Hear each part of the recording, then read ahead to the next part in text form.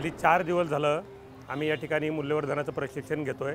मूल्यवर्धनाचं प्रशिक्षण जे आहे महाराष्ट्र शासनाचा अभ्यासक्रम आणि मूल्यवर्धनसाठी केलेला अभ्यासक्रम याच्यामध्ये काही अंशी साम्य आहे, परंतु हे उपक्रम राबवत असताना आम्हाला विद्यार्थ्यांचा या उपक्रमाचा सर्वांगीण विकासासाठी आम्हाला त्याचा फायदा करून घेता येणार आहे।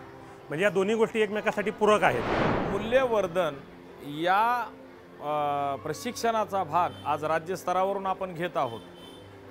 या प्रशिक्षणामधून आपल्याला वेगळेपण असं आहे की याच्यामध्ये उपक्रम आहेत, चित्र आहेत आणि मग ते वेगवेगळे उपक्रम आता इयत्तानिहाय आहेत। पहिलीला वेगळे उपक्रम आहेत, दुसरी तिसरी असे 8वी पर्यंत, पहिली ते 8वी पर्यंत मग ते सचित्र आहेत। मुलांना त्यांचं आकर्षण असेल आणि त्यांच्या परिसराच्या संदर्भातील म्हणजे परिसर अभ्यास जो असतो त्याच्या संदर्भातील आहेत, त्यांच्या सवयीबद्दलचे आहेत, आपले जे मूल्य आहेत, आपल्या राज्यघटनेने आपल्याला स्वातंत्र्य, समता, न्याय, बंधुता याला अनुसरून हे बनवलेले पुस्तक आहे।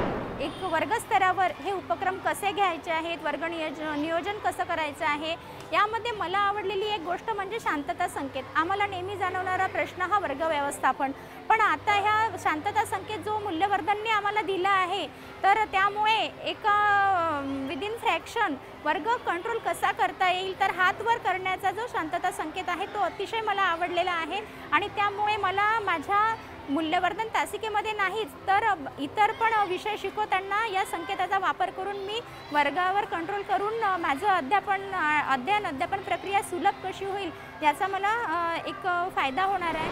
खरं तर या गोष्टी आम्हाला पहिल्या 2 दिवसात मिळाल्या, पहिल्या 3 दिवसात आणि नंतरचे जे 2 दिवस होते हे प्रत्यक्ष वर्गातलं टीचिंग एक्सपिरियन्स म्हणजे DED किंवा BED जरी आम्ही अध्यापन पद्धती शिकलेलो होतो तरी या प्रशिक्षणात प्रत्येक गोष्टीचा बारकावा होता। प्रत्येक स्लाईडचं एक्सप्लेनेशन दिलेलं होतं, त्यासाठी वेगळी मार्गदर्शक पुस्तिका होती।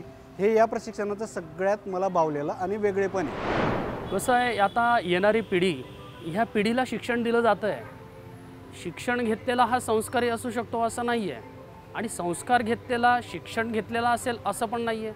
म्हणून शिक्षण आणि संस्कार हे त्या दोन्ही गोष्टी एकमेकांच्या टप्प्यावर आहेत, पण हे मूल्यवर्धनाचं प्रशिक्षण शिक्षणासोबत संस्कारसुद्धा देण्याचं काम आपल्या वर्गांमध्ये ते करणार आहे। हे जे सध्याचं धकाधकीचं जीवन सुरू आहे, पॅरेंट्स म्हणा मुलांना योग्य तो वेळ देऊ शकत नाही आहे आणि नुसतं रागापायी जर एक 8व्या वर्गातला मुलगा 10व्या वर्गातल्या मुलाचा खून करत आहे, अशा घटना जर आपल्या समाजात होत आहे तर खरंच आपल्याला मूल्यवर्धनाची आणि मूल्य जोपासण्याची गरज आहे।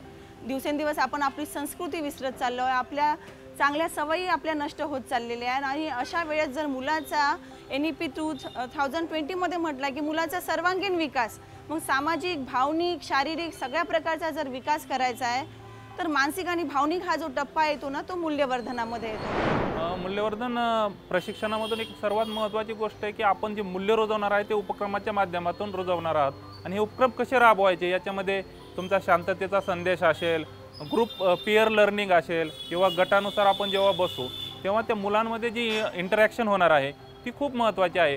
त्याच्यातून सर्व वर्गाचा आपण सहभाग घेणार आहोत।